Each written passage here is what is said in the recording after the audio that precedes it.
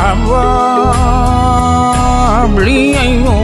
BIHAMJW borai pensionni thakhamnbla labuguneng dokhona yorasi hopuyguneng bihamjw lwgwse. Hello friends, नोंथांमोननि सेराव आं आरो मोनसे गोदान मिउजिक भिडिअनि आपडेट लाबोलायबाय।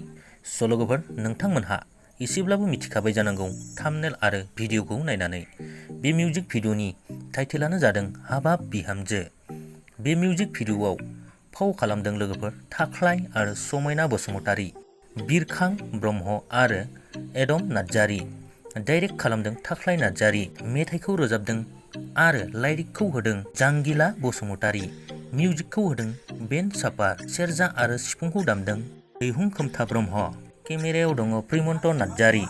लोगोफोर, बे भिडिअखौ टिएन फिल्म प्रडाक्शननि गेजेरजों रिलिज खालामखांबाय।